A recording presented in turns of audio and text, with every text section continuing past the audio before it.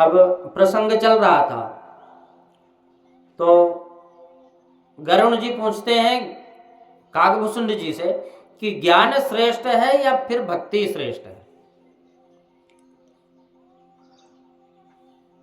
तो काकभूषुंड जी का उत्तर है कि भगत ही ज्ञान ही नहीं कछु भेदा, उभय हरहि भव संभव खेदा। कहते हैं ज्ञान और भक्ति में कोई भेद नहीं है। भगत ही ज्ञान ही नहीं कछु भेदा, कोई भेद नहीं है। दोनों उभय हरहि भव, कहते हैं कि दोनों जन्म मरण के चक्कर से छुड़ाते हैं। चाहे वह ज्ञान हो लेकिन सात्विक ज्ञान हो, या चाहे वैराग्य हो, भक्ति हो।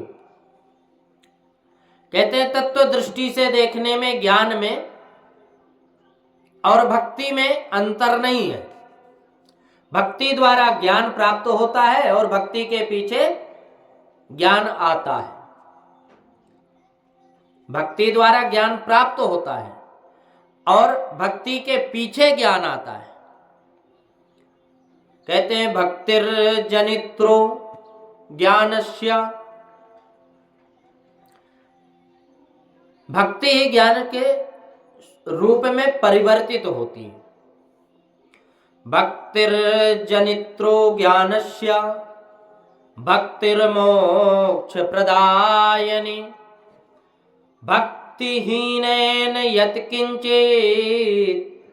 कृतं सर्वसमत्तमम्। भक्ति की उत्तर अवस्था ही ज्ञान है। भक्ति ही ज्ञान में परिवर्तित होती है और फिर भक्ति की उत्तर अवस्था ही ज्ञान है। अपरोक्ष ज्ञान की पूर्वावस्था ही भक्ति है। भक्ति करोगे जब ही ज्ञान आएगा और ज्ञान आएगा तो भक्ति करोगे। तो भक्ति में पहले दासोहम, जब हम भक्ति करेंगे तो हमारा भाव रहेगा दासोहम, भगवान के हम सेवक हैं, भगवान के हम दास हैं। और जब दासोहम के पीछे आता है सोहम, आरंभ में दासोहम है, ऐसी भावना दृढ़ करके भगवान की आराधना करना चाहिए। और जब ऐसा आराधना करते हुए साधक को लगता है कि अब भगवान मेरे हैं, पहले मैं भगवान का और भक्ति बढ़े तब भगवान मेरे हैं, उसके पीछे अनुभव बढ़ता है, देह भान भूलता है, अपने आप को भूल जाता है। फिर तब मैं और मेरा नहीं रहता, उस समय एक रहता है सिर्फ और सिर्फ भगवान, उसके सिवा फिर कुछ भी नहीं रहता। तो उस समय सिर्फ भगवान ही दिखते हैं। मैं वही ब्रह्म हूं। जब भगवान रह जाते हैं ना तो फिर लगता है कि मैं वही ब्रह्म हूं। और इस प्रकार दासोहम से सोहम बन जाता है। भक्ति ही ज्ञान है और ज्ञान ही भक्ति है। ज्ञान और भक्ति मिलकर एक बनते हैं, तभी जीवन सफल होता है। काकभूषुंड जी कहते हैं कि ज्ञान मार्ग बहुत कठिन है। ज्ञान मार्ग बहुत कठिन है। देखो, ज्ञान मार्ग में पतन होने में देर नहीं लगती, इसलिए भगवान भक्ति सुगम है। भगवान की भक्ति सुगम है, सुखदायी है। ज्ञान मार्ग अति दुर्लभ कैवल्य मुक्ति दिलाता है। भक्त को कैवल्य मुक्ति की इच्छा नहीं होती, उसकी प्रभु के चरणों में स्थान प्राप्त करके प्रभु की नित्य सेवा में रहने की इच्छा होती है। और भक्त को भी वही परम पद प्राप्त होता है जो ज्ञानी को प्राप्त होता है। अति दुर्लभ कैवल्य परम पद। कहते हैं भक्तों को कैवल्य मुक्ति की इच्छा नहीं है। संत पुराण निगम आगम बद। कहते हैं भक्त को भरत जी की तरह मांगता है। भक्त जैसे भरत जी मांगे राम जी से, तो भक्त तो भरत जी जैसे मांगता है, और होना भी चाहिए। राम भजत सोई मुकुति गोसाई। भक्त भगवान के चरणों में रहने की इच्छा करता है। क्या मांगता है कि मुझे मुक्ति नहीं चाहिए, मुझे तो आपके श्री चरणों में सेवा करने की अनुमति चाहिए। आप तो अनुमति दें और सेवा करने की जगह दें। मुझे चरणों की सेवा करनी है।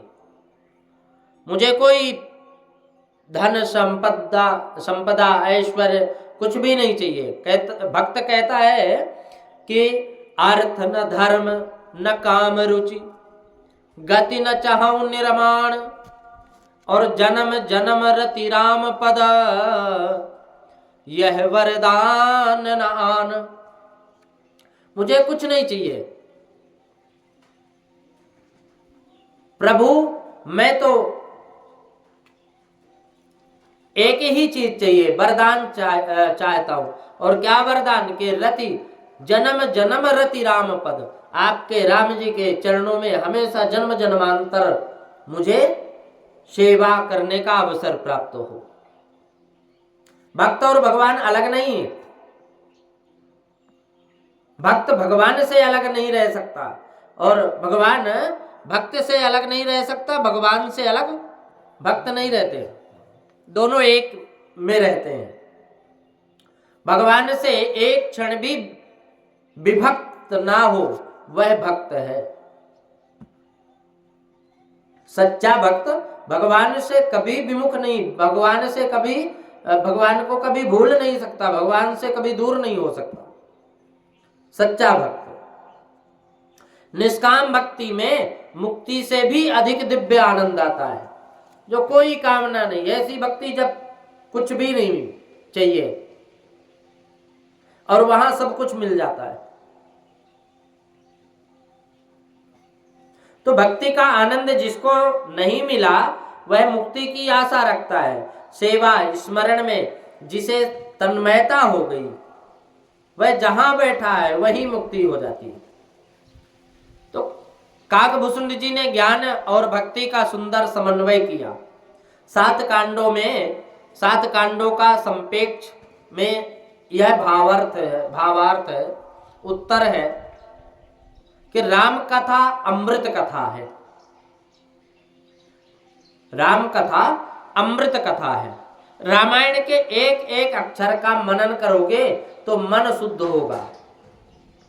और रामचरित्र पापों को जलाता है। रामचरित्र पापों को जलाता है। रामचरित्र मनुष्य को सावधान कराता है।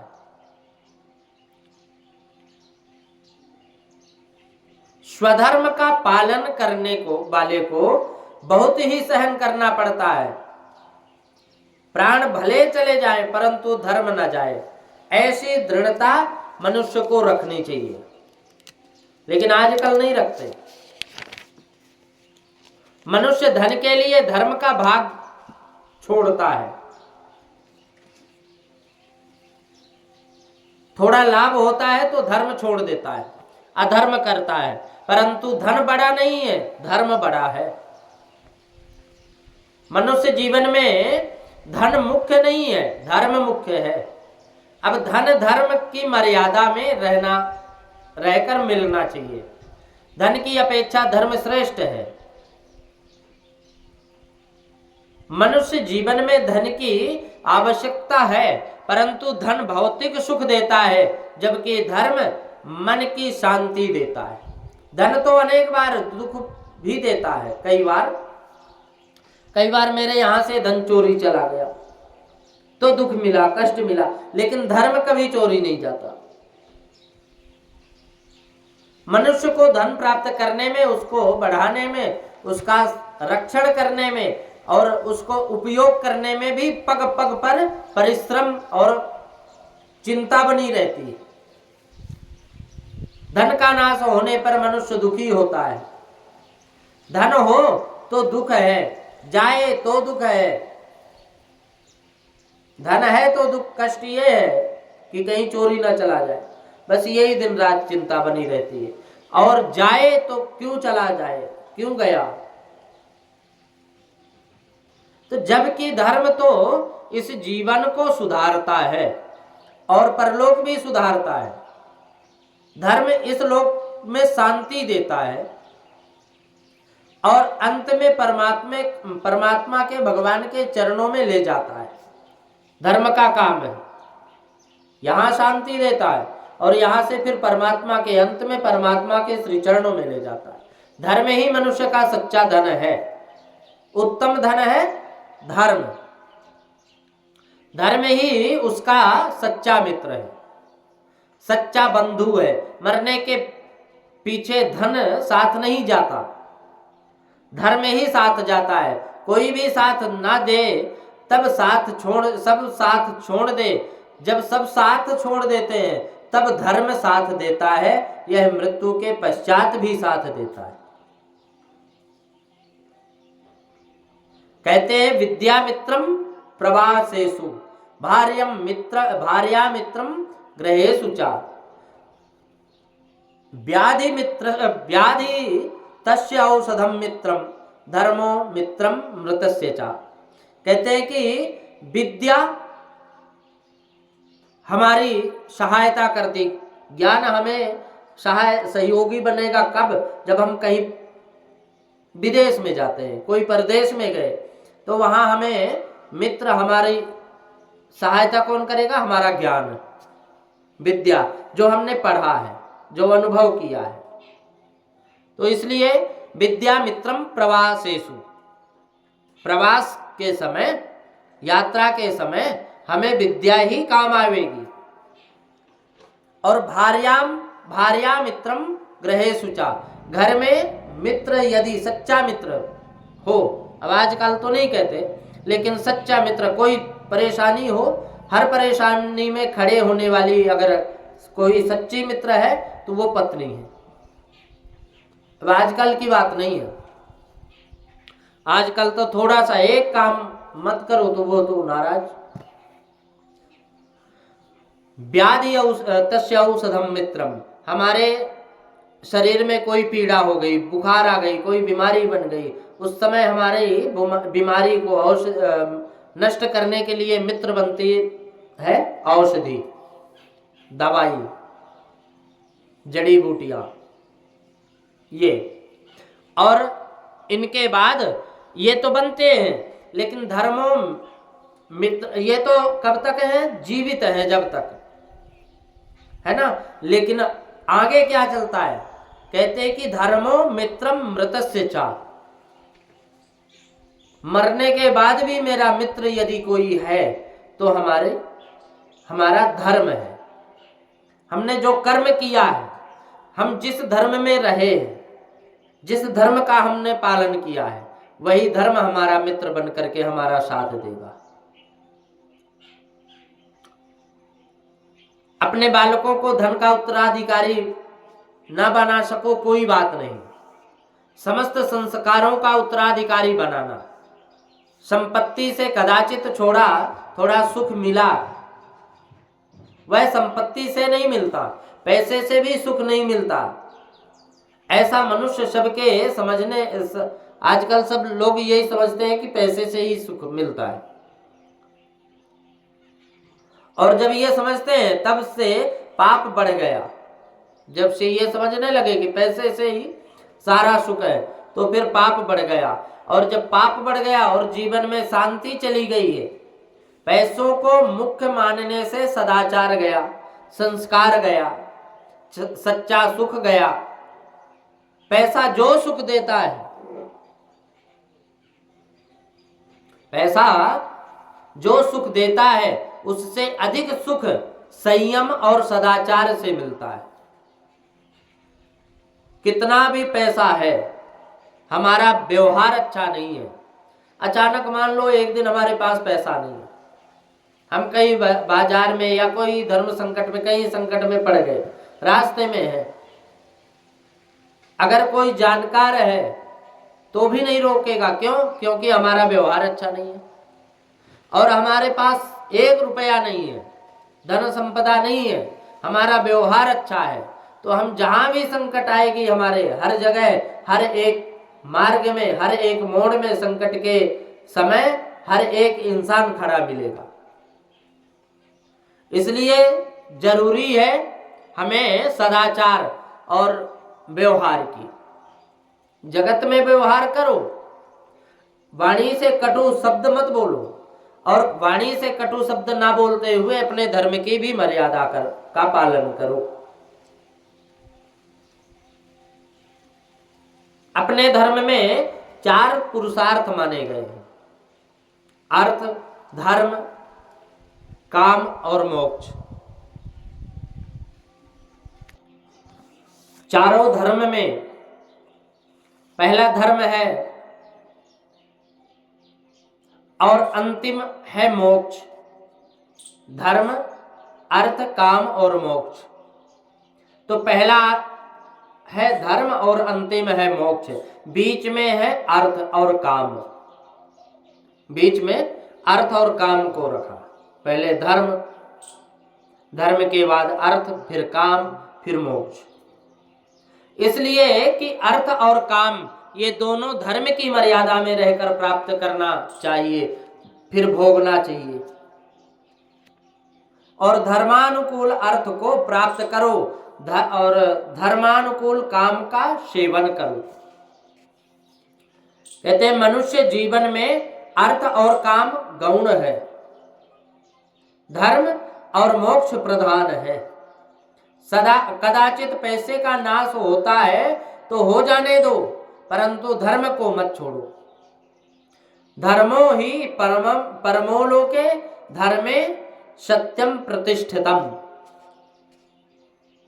मानव सृष्टि का संचालन करने के लिए परमात्मा ने जो नियम बनाए उसका नाम है धर्म। और तुमको ठीक लगे अथवा ना लगे, धर्म का पालन करोगे तो ही कल्याण होगा। तुम्हें कोई कार्य करना हो तो पहले धर्म से पूछना कि क्या यह काम करने में मुझे पाप तो नहीं लगेगा। धन के लिए धर्म का त्याग करे तो वह ईश्वर को अच्छा नहीं लगता, भगवान प्रसन्न नहीं होते। परंतु धर्म के लिए धन का त्याग करे वह भगवान को अच्छा लगता है। अपने ऋषियों ने धन को साधन माना है। धन साध्य नहीं है, साधन है। महापुरुष धर्म के लिए धन का उपभोग करते हैं, उसमें क्या आश्चर्य है। अरे धर्म रक्षण के लिए तो ये प्राणों का भी त्याग कर दे। रामायण में ऐसे अनेक चरित्र हैं कि जो धर्म के लिए प्राणों का बलिदान कर दे। धर्म के लिए प्राण देने वाला मरता नहीं है, धर्म के लिए प्राण देने वाला अमर हो जाता है। रामायण में जटायु की कथा आती है। जटायु ने धर्म के लिए प्राण का बलिदान कर दिया। जटायु ने धर्म के लिए प्राण का बलिदान कर दिया। आज हजारों वर्ष के बाद भी आप जब रामायण पढ़ते हो या अथवा सुनते हो तो उस समय आपका मन पवित्र हो जाता है। रामचरित्र अति दिव्य है। स्त्री पुरुष श्री सीताराम जी के एक एक गुणों का मनन करे, एक एक सद्गुण जीवन में उतारे तो उसका जीवन दिव्य बन जाता है। धर्मो वै भगवान सत